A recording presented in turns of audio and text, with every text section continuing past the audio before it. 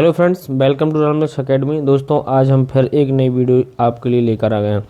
आज हम ऐसे टॉपिक पर चर्चा करने वाले हैं जो हमारे स्टूडेंट हैं उनके लिए तो यह वीडियो आवश्यक है ही, और बल्कि हमारे दुनिया में आप देख पा रहे होंगे कि पेट्रोल का यूज़ सभी करते हैं, तो उनके लिए भी ये वीडियो अच्छी हो सकती है।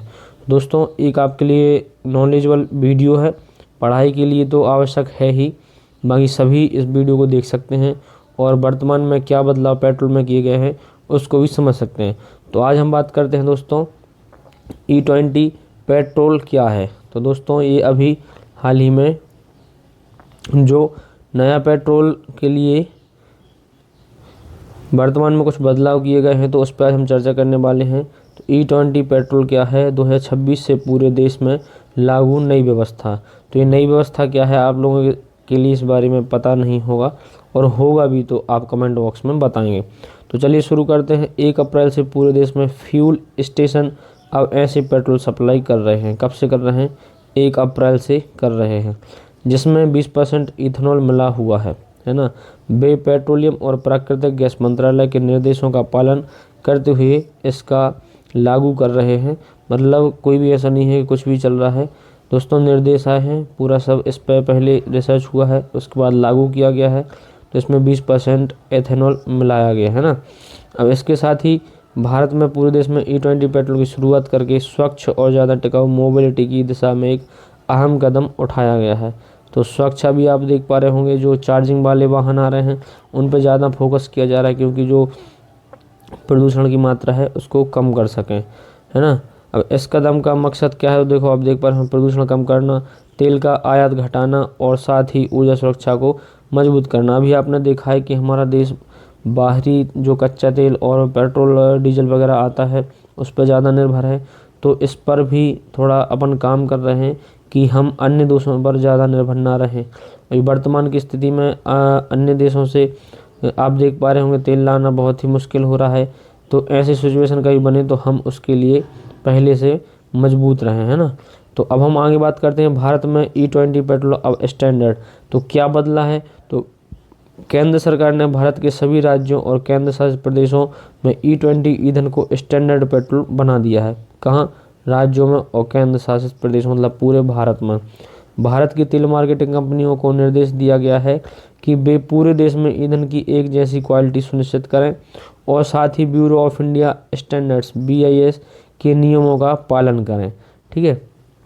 इसके बाद वे पूरे देश में लगातार E20 ईंधन की सप्लाई करें। इस कदम से भारत के लंबे समय से चल रहे इथेनॉल ब्लेंडिंग प्रोग्राम को बढ़ावा मिलेगा। अब इथेनॉल ब्लेंडिंग प्रोग्राम क्या है, तो इस पर भी हम बात करेंगे। तो E20 फ्यूल क्या है ना, और क्यों ज़रूरी है, तो हम ये भी जान लेते हैं।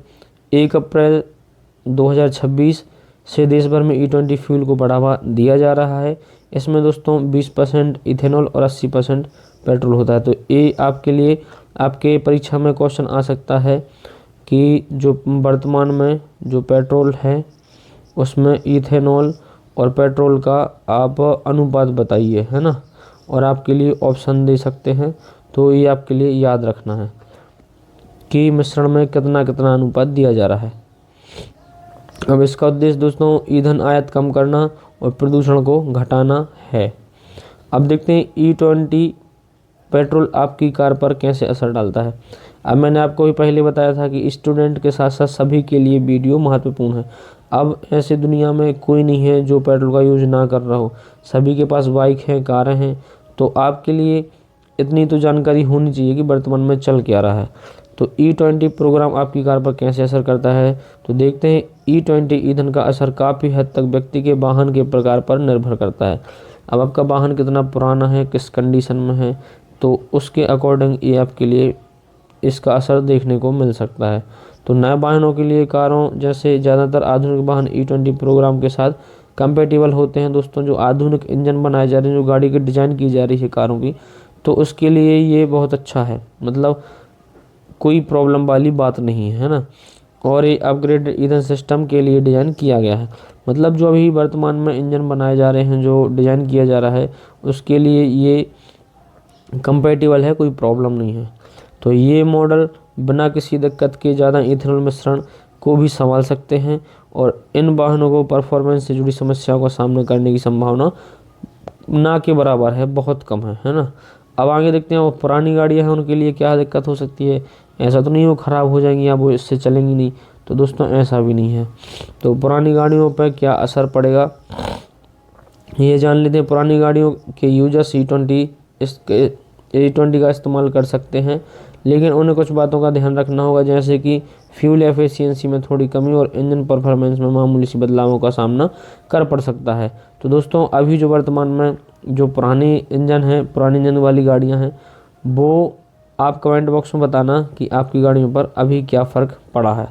अब देखते हैं भारत के इथेनॉल ब्लेंडिंग कार्यक्रम। अगर दोस्तों आप PCS या फिर UPSC जैसी तैयारी कर रहे हैं तो आपसे ये इंटरव्यू में भी पूछा जा सकता है। तो भारत का इथेनॉल ब्लेंडिंग कार्यक्रम क्या है, तो भारत कार्बन फुटप्रिंट को कम करने के लिए पेट्रोल में इथेनॉल की ब्लेंडिंग को धीरे धीरे बढ़ा रहा है। दोस्तों पिछला लक्ष्य क्या था, 10% ब्लेंडिंग थी, तो ये था पिछला लक्ष्य, और दोस्तों वर्तमान में अब क्या 20% ब्लेंडिंग कर दी गई है और ये लागू भी हो गया है। और दोस्तों अगर हम देखें कि इसके बाद भविष्य में क्या हो सकता है, तो आगे की रूपरेखा दोस्तों भविष्य का लक्ष्य बायोफ्यूल और ग्रीन एनर्जी को ज़्यादा से ज़्यादा अपनाया जा सकता है। तो दोस्तों वीडियो में अंत तक बने रहने के लिए धन्यवाद। और अगर आपके लिए ऐसी और इंटरेस्टिंग वीडियो और आप किसी भी परीक्षा की तैयारी कर रहे हैं तो हमारे चैनल के लिए सब्सक्राइब कीजिए, लाइक कीजिए, अपने दोस्तों के साथ शेयर कीजिए। मिलते हैं नेक्स्ट वीडियो, तब तक के लिए धन्यवाद।